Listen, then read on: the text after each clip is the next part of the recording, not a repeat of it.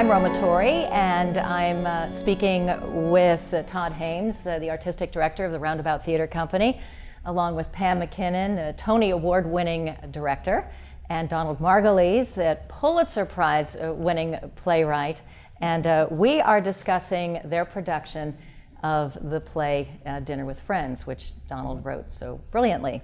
So I want to start with you, Todd. The play premiered in New York in 1999, and it's highly lauded. It won the Pulitzer Prize, as we mentioned, but it's been something like 14 and a half years since it's been revived. Why do you suppose it's taken so long, and is there any significance to doing it now? I don't know why it's taken so long. Although, interestingly enough, with more contemporary plays, they do tend to get revived less frequently than, people revive Death of a Salesman every 5 years. I mean, it's almost ridiculous. 10 to 15 years always seems like a reasonable period to me, unless there's some other compelling reason. The simple answer of why we did it now is just because I love the play. I think, I could go into a much more personal answer, which has to do with the fact that, as everybody knows, it's a play about relationships and about marriage and success and relative failure in marriage. I loved it when I saw it 15 years ago, and I was a relatively young married person who had never contemplated divorce. And since then, I've been divorced and remarried and gone through a lot of feelings and emotions and things in my life that are even more resonant with the play than they were the first time I saw it. And the first time I saw it, I thought it was brilliant. So on some level, I think the play had even more power to me when I revisited it. And to me, how do you define a classic? It's very difficult to define what a classic is, but the closest I can come to it, other than just some platitude like, it's a great play, which fine, but that's really not a definition. Well, I would say I would consider it a classic simply because it stands the test of time. Absolutely. Right? Absolutely. After all this time, and it still holds up, and it's every bit as resonant, if not even more so. Absolutely. In a certain way. I want to ask you, Donald, how do you think the play has aged in the last 15 years or so? Well, was such a gift in seeing it again after all these years is that 14 years in New York theater is virtually a generation of theatergoers. So that a lot of young people who are seeing the play now in their 20s and 30s would have had no relationship to this play when it was first done. My son, who was 21, had never seen the play before until a few weeks ago, because how could I have taken him to see this very adult play? And for those of us who are familiar with the play, and I would say that a certain percentage of the audience are people who have followed New York theater religiously for generations, some of them, revisiting it at midlife is a very existential experience. And I think I'm not just speaking as the playwright, I'm speaking as someone who's approaching 60, which seems completely improbable.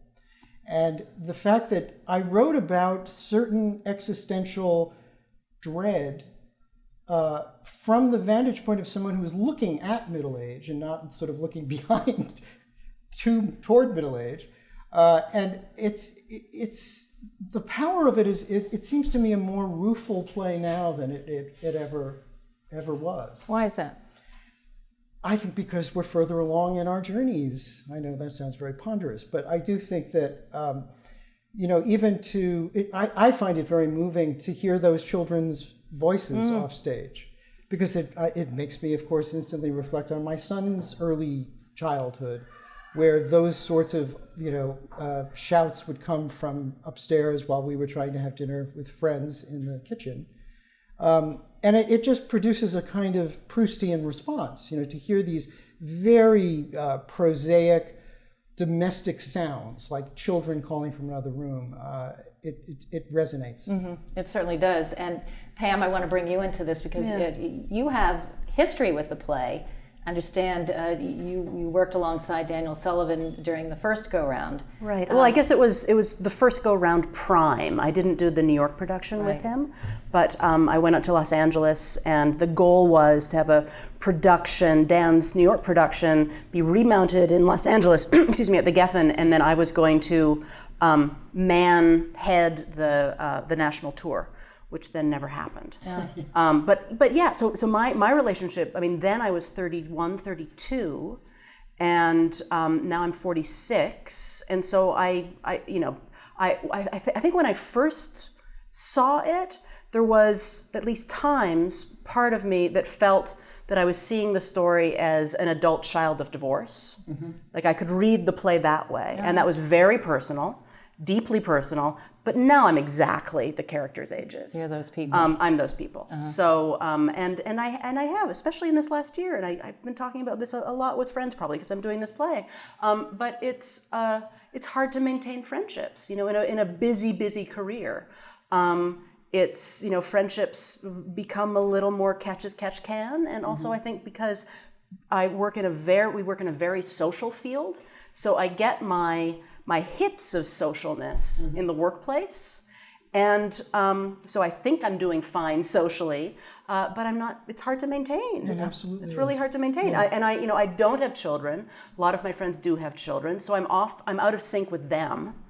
But I'm not in sync with, the crazy single times when I was in my 20s, certainly. Mm-hmm. So what is that? I have a long-term relationship, but not married. But I still, I definitely go through this and would say, yes, this is a firm marriage play.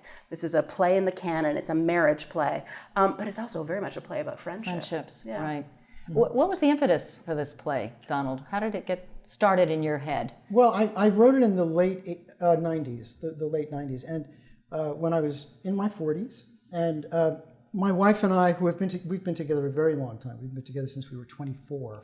Are you Gabe in this, or how much of you is Gabe? I'm everyone. You're everyone. Okay, we'll get to that. Yeah, I am refracted in every one of these characters. So yes, Gabe would be a friend of mine, I think. Although I probably would want to slap him around a little from time to time. Right. But we were going through we were experiencing the phenomenon of relationships breaking up all around us. It just seemed to be an epidemic.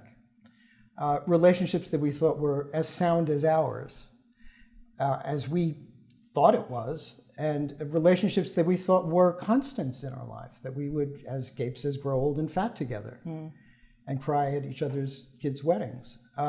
So the configuration of our social life was really under siege when I found that it was sort of gnawing at me, just sort of this disquiet was gnawing at me. And whenever I experienced that, which is, I describe it as a kind of pebble in my shoe, it usually manifests itself as a play. It's something that gnaws away, that is persistent, that I find myself awakening, thinking about. And that's usually where the play declares itself. Mm-hmm. The play was so well received the first go-round. I was a little curious why you chose to stage the play off-Broadway at the Laura Pels instead of in a bigger venue on Broadway, which I think it would have succeeded very nicely. I think it would have succeeded on Broadway. I just felt it would be better in a more intimate setting. I think it's such a intimate, personal play. And the Pels, where we staged it, to me, is such a luxury because the actors are 5 feet from the audience, even though it's a 400-seat theater. And I just felt that it would play better there and be a better theatrical experience. Now, you saw the play the first go-round at the Variety Arts, I believe? The late Variety Arts Theater. Yes, right. I love that space. Yeah. How did it compare, this production, to the last? It's hard for me, it's probably a better question to ask Donald. It's hard for me to compare the actual, productions.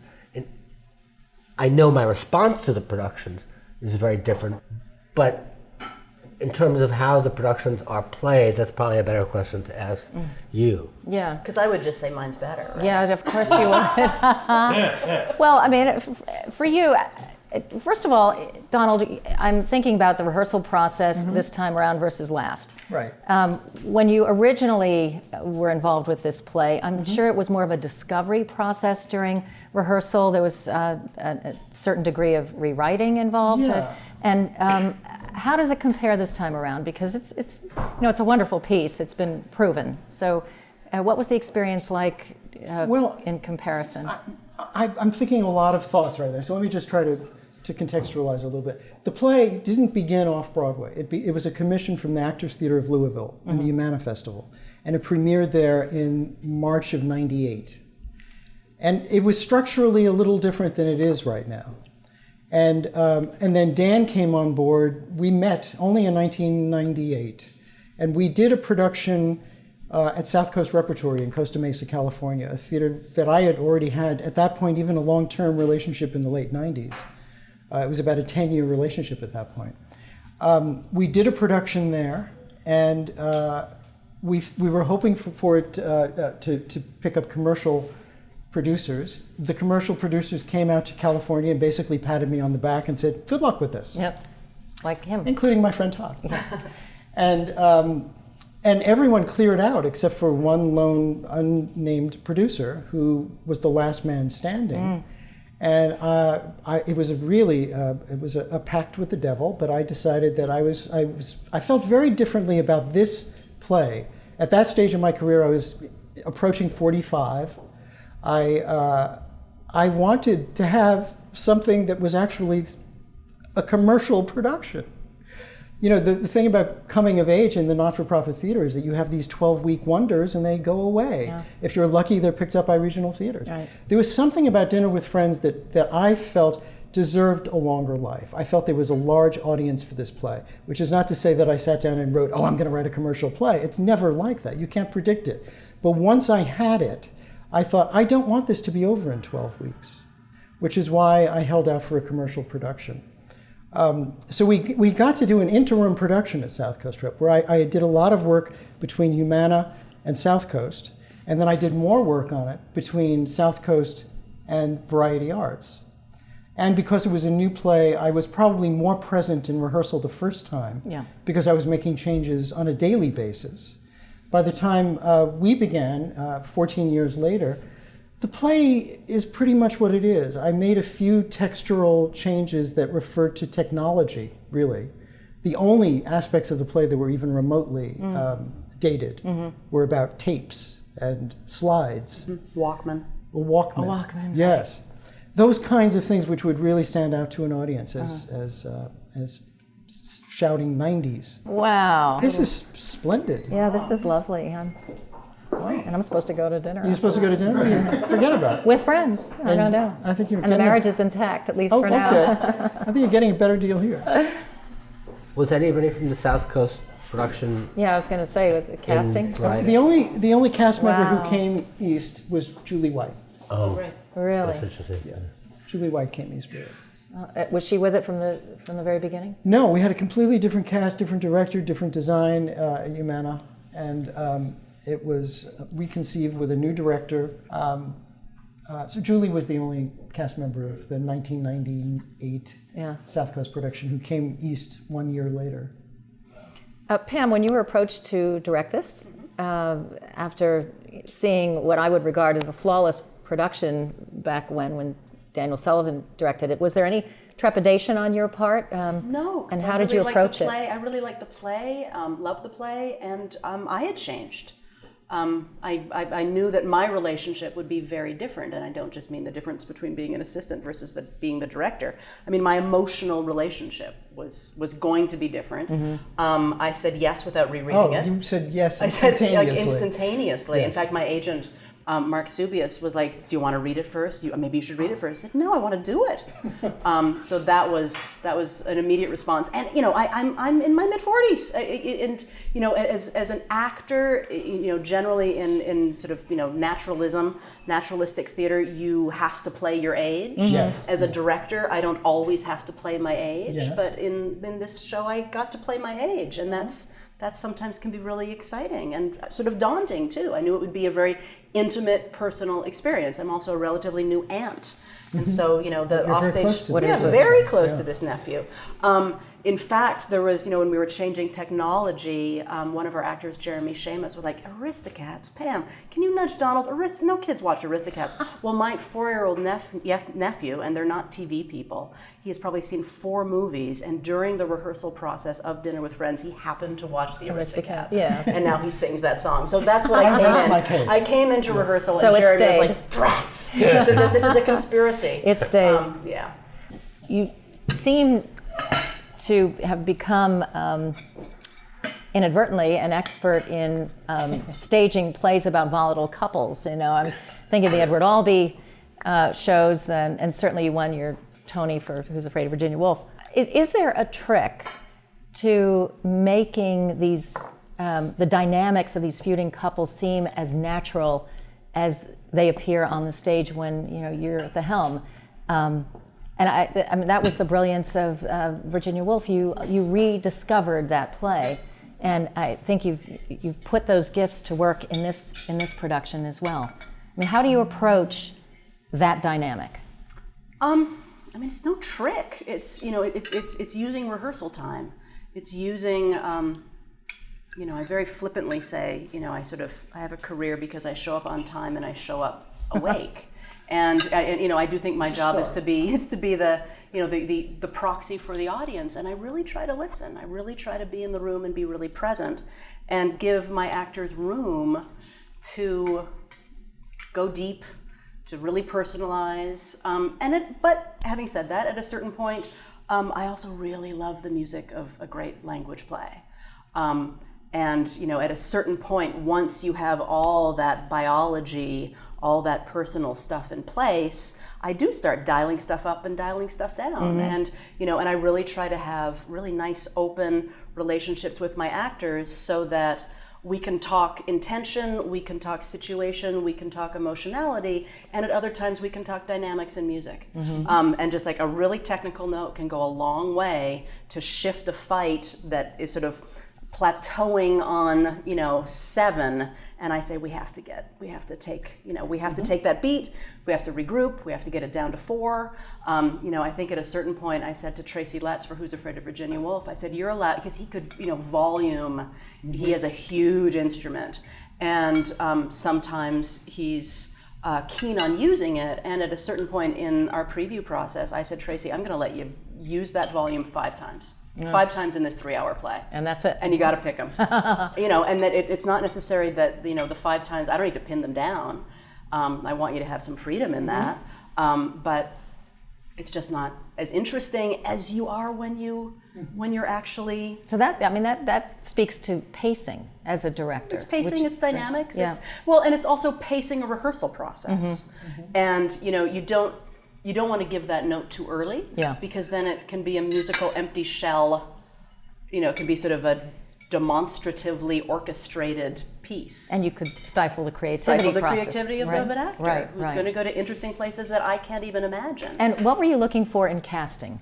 Because it's another stellar cast, and I hate people who quote themselves, but in my review I did mention that I didn't think it was possible to equal the virtuosity of the original quartet that you had, but you did it again. I agree.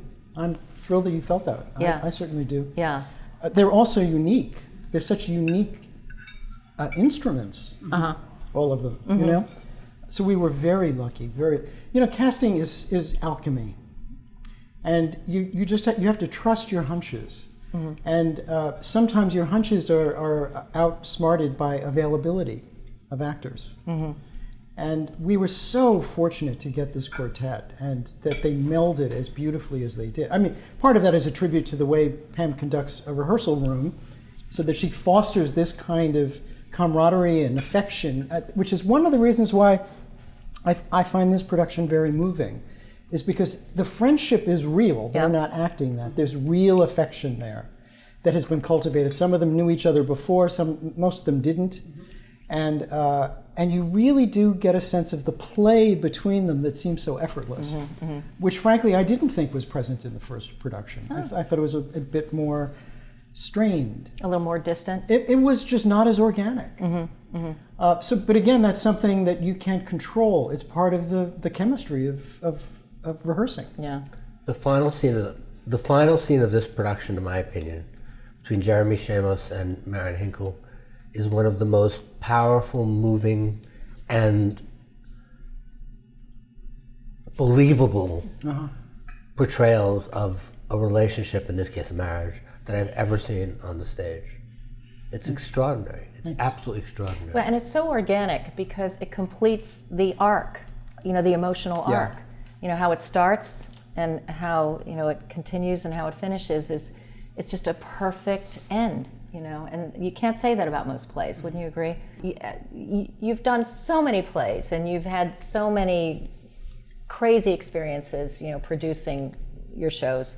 How did this project compare to others in terms of efficiency, smoothness? Was this a joyful project for you? This was a joyful one. I've had a lot of labor of love. I've had a lot of semi-nightmare experiences. Sometimes nightmare experiences that have turned out well artistically, and sometimes nightmare experiences that have turned out nightmarish artistically. But this one, Pam is extraordinary and lovely and sets an incredible tone, and the actors, at least from my perspective, got along incredibly well, and there was never a blip. And I'm not an artist, I'm not a director, so it's so fascinating for me to see from the first preview to the opening, and even past the opening, which you won't see as a critic, but I do as a theater goer to my own plays. Watch these performances grow and change in these little ways that have such resonance, but they're so small, And I find, that to me, in working with a great director, and I think Pam is a great director, that you don't have to say anything. They just know what to do, and they know how to do it, and little moments, and the timing is just impeccable. And every night when at the end of the play, when Jeremy Shamos starts the scene at the final moment of the play where he goes, a man's got to do what a man's got to do, and it's just, and she goes, oh no, or whatever she said. It's just like it's so exquisite and so perfect, and this is, and I'm not saying this because we're recording it. I can be happy to tell you about bad experiences, but this was not one of them. Yeah, it's beautifully nuanced. So often a writer will say, after there's so much time that's passed, after he's written something and put it down, that he almost doesn't recognize that it was his work, when there's so much distance. Donald, is there anything about this play that you found new? Have you rediscovered something here that you didn't even realize you had put into it? Well, I think that this has been a rich season for me because two of my plays were revived this season. The Model Apartment, my least produced play, was revived at primary stages and was very well received. And Dinner with Friends, my most produced play, was revived just a few months later. I wrote the first one, The Model Apartment, when I was 29. I wrote this one 15 years later. And what makes me proud and sort of happy is to reflect on those plays and have no recollection of having written these plays. Yeah. And that is a pleasurable experience. I'm not a playwright who frets about what the work is. I accept it as the work of a younger man, and that it was reflective of that younger man's life at the time in which he wrote it. And I don't potchkey, I don't mess around with the text. This was not a production that I intended to rethink the play. I wanted to revive it, I wanted to give it a new life, but I was not reconsidering the play. There may be other plays among my body of work that I might consider doing that with. This is not one of them. Even though it's, 15 or 16 years old, you're rather prescient in that you made two of your characters foodies, and you anticipated this food craze that we have now in this country and it's almost an obsession with food and cuisine. Right, right. The Food Network wasn't around back No, then.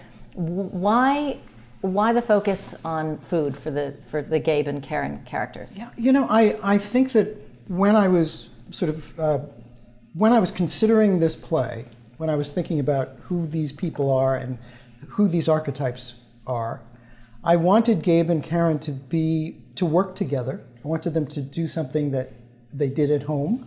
I wanted it to be something that was active and sensual, and food was it. Mm-hmm. And it seemed, and I still believe, you know, food is so much a part of the way we express love, the way we prepare meals for our friends. There's an element of love and nurturing and sharing and sensuality, and I did want it to be of that nature. You know, Mark Bittman, who went on to become a household name, we were friends back then, and I think Mark now claims that the play is about him, but the play is not about him. But he was there to vet for me certain questions I might have had, and which helped me give it a certain kind of authenticity, which I'm grateful for. But the food craze, I think, was really, you're right, it was incipient. It was not yet part of the culture. You know, before too long, I wanted to get from each of you a sense of what you think this play is about.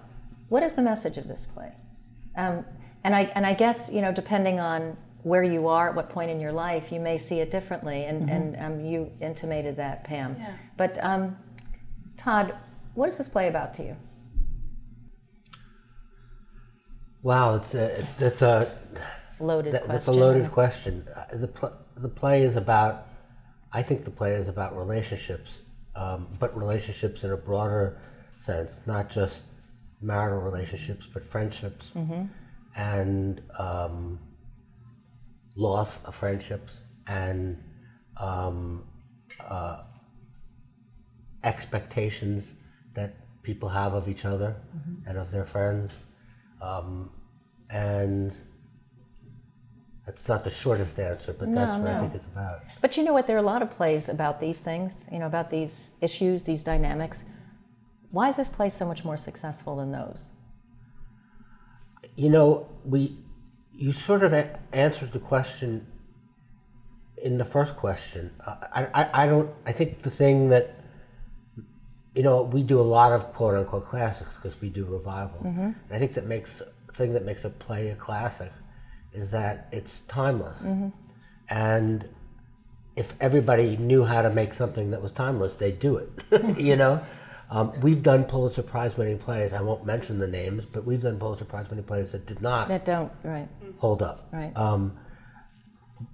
But this play will be my guess is that this play will be just as relevant and meaningful 40, 50 years from now as it is today, because it'll still be about the dynamics between human relationships and friendships, and those are not going to probably dramatically change. I mean, I often think that if Arthur Miller had written The Crucible about the McCarthy hearings, literally, it would not be nearly as powerful a play and would not stand up nearly as well. As much as The Crucible. As The Crucible. Right, yeah, with the witches. Which is, you know, and what is that brilliance that makes people like Arthur and Donald and Tennessee Williams, whoever you want to pick, be able to write like that? I don't know yet. I don't know. That's the mystery. That's the joy of theater. I also love that Donald has written 4 characters, and depending on who you are when you see the play, you start to side with someone. Yes. And then there's a certain point where you say, that person, no, that's wrong. And then one scene later, you're like, oh my God, he has the argument. He has the argument that I can stand behind. I keep on flip-flopping, and my empathetic loyalties get twisted. They get twisted around. And somehow these seemingly mutually exclusive notions demand to be held. It can come down to stay or go. Well, I want both. Well, you can't have both. And as an audience member, I just love that kind of tension. Yeah, you know, thinking about it, the Tom character is the one most likely that would be considered, quote unquote, the villain, right? Yes, In this, exactly. he's not really, but Exactly. and yet there's aspects of him and his personality, even though he can be grating. I identify and I can justify, and I Yeah, can say me I too. get it, Yeah. even though he Absolutely. seems like a jerk at most Yeah. of the time. He makes perfect sense to me. When you wrote this, did you have a sense, Donald, that people would identify more with one character over the other, or did you try to make them all universal? Of course, I try to hear them all. I try to give them all a voice.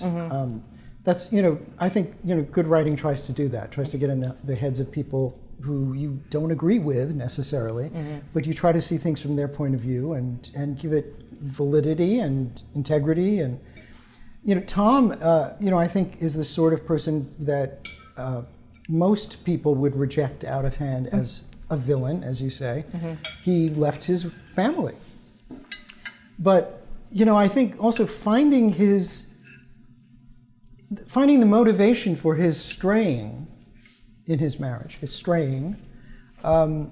was part of giving him that integrity. What motivated this otherwise decent guy to do this, and to let him have a voice was really essential. The first time the play was done in Louisville, and Tom said, "I hope you never know the loneliness I've known." He says to Gabe in the third scene of the first act, and I find that a very sad admission on his part. I find it really revealing of his commuter existence and how isolated he can feel in his breadwinning role. And when there was a preview in Louisville when the play was first done, where somebody shouted out after he admitted, "I hope you never know the loneliness I've known," and someone yelled out, "Pig!"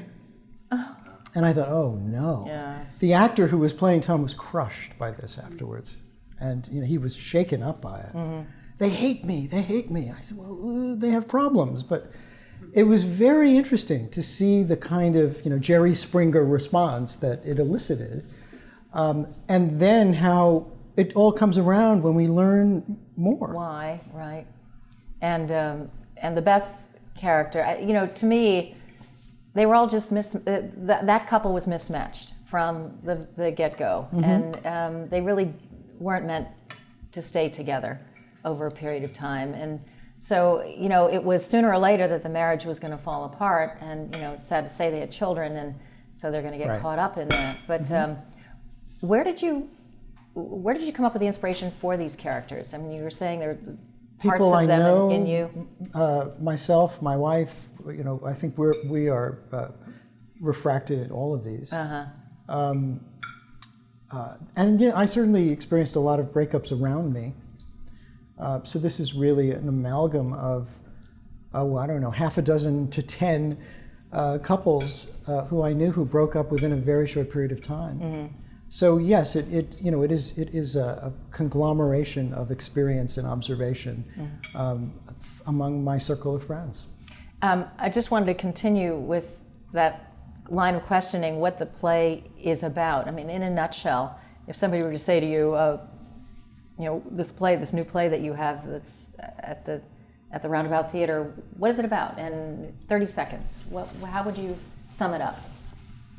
I can do the Edward Albee answer when he gets asked that question of his plays. I could say it's about 2 hours. I do feel, at least, snapshot of who I am today. It's about middle age. Like there is, and sort of screaming up against mortality, and screaming up against, oh wait, the clock's ticking? I didn't know the clock was ticking. And I'm constantly I'm a late bloomer, and I don't know when I'm ever gonna not be a late bloomer. And I feel like I just realized that maybe a year ago, and I feel like that's what this play is about, very much.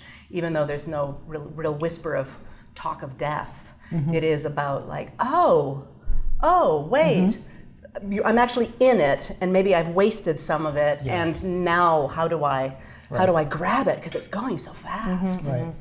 Right. Donald, you won the Pulitzer Prize for this. Were you surprised?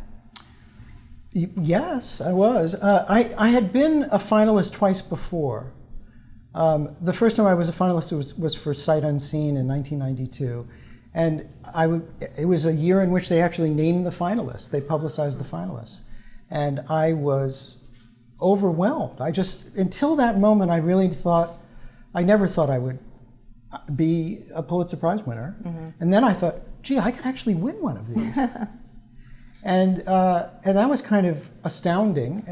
The news of that, my being a finalist, came 1 week after my son was born. So it suddenly felt like the world was opening up in a new way.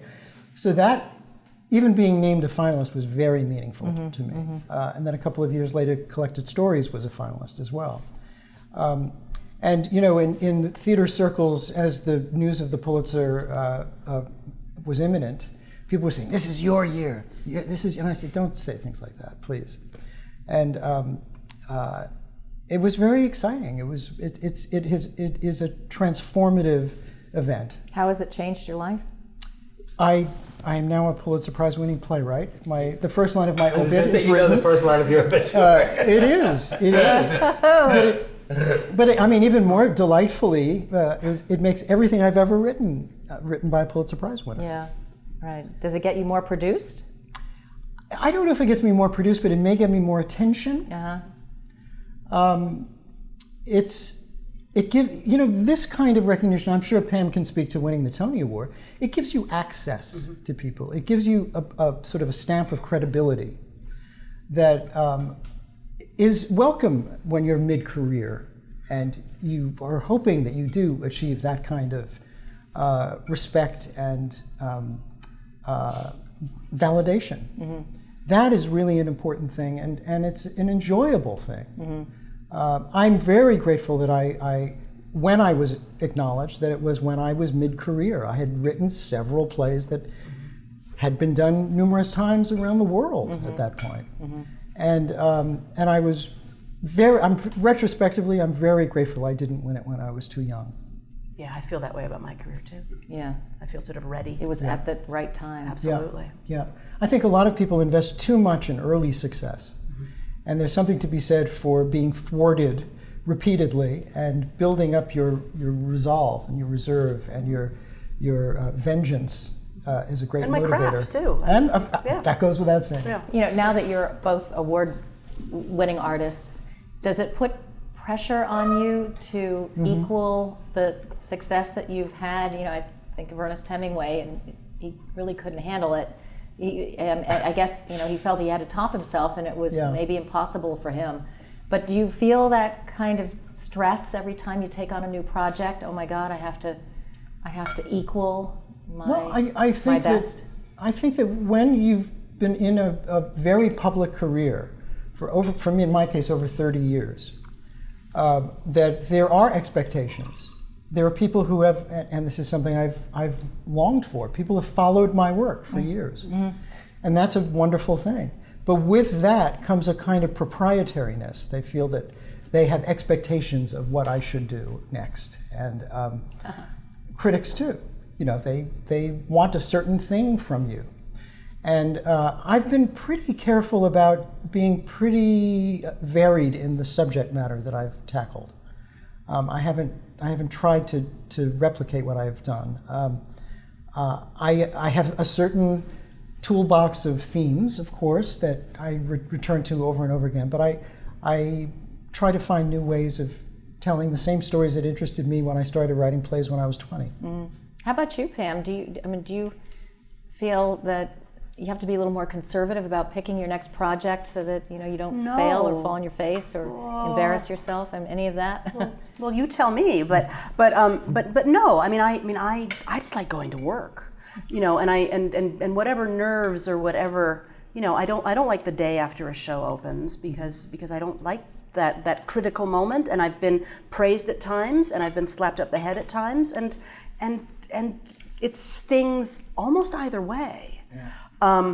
So that can be nervous making, but the actual showing up, for a first read through of a play that I want to direct, that I've decided to direct, it's also, I have a lot of choice, and I say no to most things that cross my desk, and so I'm picking projects, because I want to do them. And sometimes, I mean, it's always about what's on the play. It's always about the story, and can I access something in myself to want to spend 3, 4, 5 months with it. So there's that, definitely. But then it can be about all sorts of things. It can also be about, I really want to work with this actor. Right. And this actor is already interested. I really want to have that experience. What could that be about? Or I really want to work at this theater. You know, and so you do, you know, there is a certain algorithm that keeps on shifting, you know, that makes me say yes to a project. Right now I'm developing a musical. I've never gotten to do that before. You know, I mean, I think probably 2 years ago, a lot of producers in New York would say, "Oh, she does plays with single sets that have sofas," and you start winning. You know, you start getting, you know, sort of and bickering couples. And bickering couples, yeah. You can like you can get typed, and then to sort of get a big statue, then, you know, producers start to come out and say, "Have you ever been interested in directing a musical?" Like all of a sudden, and that's access. Yes. Yeah. And it's very interesting. That part is good. Yeah, it's really good. Really good. Donald, I was very curious about any possibility you would revisit these characters with a possible sequel. I There's doubt so it. much left up in the air. Well, and good. We're invested in their prefer lives, that, and frankly. I'd love to know what happens to But Dave and Karen. And I think the fact that you're speculating is attests to the reality that the play conveys. I don't want to do that, really. I think I don't want to complete their story in that sense. I think the fact that it ends on this ambiguous note, and the fact that, you know, I've grown older and they haven't, is something I want to preserve. Yeah. I don't want them to grow old with me. I prefer to sort of reflect on this time capsule that I hope is timeless. You know, that I hope will endure. you mentioned your 21-year-old son went to see it for the first time. What was his reaction? I think he was kind of delighted. You know, it was very important for me to share with him the work that I did that changed our family's life, really, changed the nature of our lives, and it was sweet. It was sweet. Just he and I went. My wife did not join us, and it was really sweet. Yeah, your wife has seen it. Yes, of course. She saw this particular production, yeah, no, and what was she her loved Pam's take production. on it? Well, what's funny is that when Lynn first saw a photograph of the cast, she said to me, "They're too young." I said, "No, honey, they're the right age. You're too old." The actors at times in rehearsal were like, yeah, they all sort of went through like some days of like, I feel so old, I feel sort of nervous, because, you know, especially I think as actors, you try to sort of age yourself down, so you're more castable, and these are all, you know, athletic, fresh, you know, hungry for life kind of people by virtue of the career they've chosen. And at times it was sort of like, I don't want to wear a suit jacket. You know, you really did hit a nerve with these characters, and I'm curious, any strange, wacky responses from the audience? You mentioned that one gentleman yelled out "pig." A woman. It was a woman. Yes, Oh, my goodness. it was a So very gender-specific response. She probably had a similar experience in her life. Any? Did you? You know, I haven't. In the past, I have. I guess I can't really come up with an anecdote about our current production, but I remember when the play was done downtown years ago. At intermission, a guy in his 40s said to his friends who were there, he said, "You guys, I'll meet you at the restaurant. This is too close to home." And he left. And the fact that I thought, well, my job here is done, but I don't want you to leave. I want to keep my audience in the theater. But it clearly it did hit that nerve for that theater goer. What's also been, I haven't read many of the reviews, but some of the reviews that I read were by people who snarked at the play 15 years ago are now saying, you know, I never really thought much of this play, but now that, you know, 15 years later, gee, maybe my circumstance in life changes my attitude toward this play. And I think maybe there's some, you know, validity to that. Yeah, they matured into it, possibly. Yeah. As we all did, I guess. I guess. Although I was mature enough back then, because I certainly appreciated it. Well, anyway, thank you so much. Cheers. Cheers.